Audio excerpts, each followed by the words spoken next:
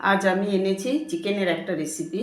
তো কি কি উপকরণ লাগছে সেটা আমি রান্না করতে করতেই বলবো, কিন্তু তার আগে আমি এখানে 1 কাপ মুগ ডাল ভেজে নেব। এখন আমি রান্নাটা শুরু করব। তেল গরম করে শুকনো লঙ্কা, তেজপাতা ফোড়ন দিলাম খানিকটা গোটা জিরে। ফোড়নটা হয়ে গেছে, দেবো গোটা পেঁয়াজ আর পেঁয়াজ কুচি।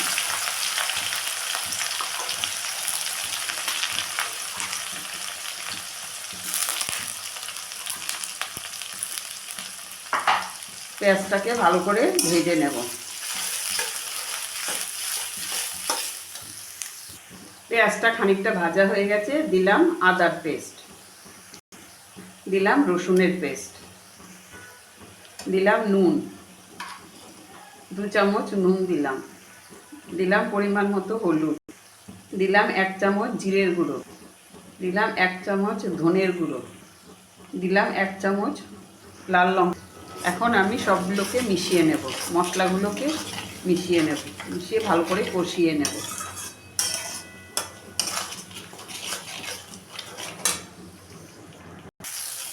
এখন দেব বড় সাইজের 2টো পেঁয়াজকে আমি একটু ঘষে নিয়েছি। এখন এটাকেও ভালো করে কষিয়ে নেব। মুগ ডালটা মশলাটা কষানো হয়ে গেছে। এখন দেব যে মুগ ডালটা ভেজে রেখেছিলাম, সেই মুগ ডালটা ধুয়ে আমি এখানে দিয়ে দিলাম।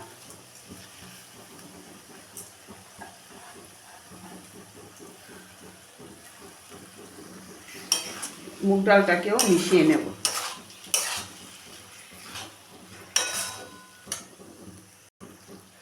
এখন আমি এটার মধ্যে চিকেনটা দিয়ে দিলাম।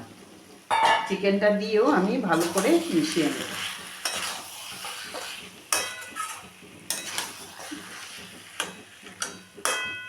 তো মিশিয়ে নিলাম। এখন আমি এটাকে কিছুক্ষণের জন্য ঢাকা দিয়ে রাখবো। এখন আমি চিকেনটাকে কিছুক্ষণের জন্য ঢাকা দিয়ে দিলাম। ঢাকাটা সরিয়ে দিয়ে আমি দেখব মাংসটা আমার কতটা হয়েছে, কিন্তু তার আগে আমি কয়েকটা চেরা কাঁচা লঙ্কা দিয়ে দিলাম। দিয়ে মাংসটাকে আমি খানিক কষিয়েও নিলাম।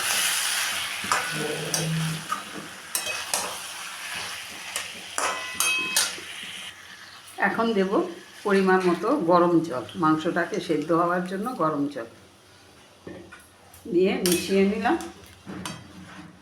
আবার আমি ঢাকা দিয়ে ফুটতে দেব। এই আমি ঢাকা দিয়ে দিলাম, ফুটতে দেব। তো ঢাকাটা সরিয়ে দিয়ে আমি নাড়িয়ে দিলাম। মাংস রান্না কমপ্লিট। এখন আমি এটার মধ্যে মেশাবো খানিকটা গরম মশলা, দিলাম গরম মশলার গুঁড়ো, সেই সাথে দিলাম একটু ঘিটা একটু অল্প করেই দিয়েছি। এখন আমি এগুলোকে সব ভালো করে মিশিয়ে নিয়ে নামিয়ে নেব। রান্না কমপ্লিট। তো আপনাদের কাছে আমার এই চিকেনের রেসিপিটা কেমন লাগলো অবশ্যই আমাকে একটু কমেন্ট করে জানাবেন। আর সেই সাথে যদি আমার এই রেসিপিটা ইউটিউব থেকে দেখেন তাহলে আমার চ্যানেলটাকে একটা সাবস্ক্রাইব আর বেল আইকনটি প্রেস করে দেবেন। আর যদি ফেসবুক থেকে দেখেন তাহলে আমার ফেসবুক চ্যানেলটাকে ফলো করার অনুরোধ রইল। তো আজ এই পর্যন্তই। নেক্সট রেসিপি নিয়ে আবার কথা হবে। সবাই ভালো থাকবেন, সুস্থ থাকবেন।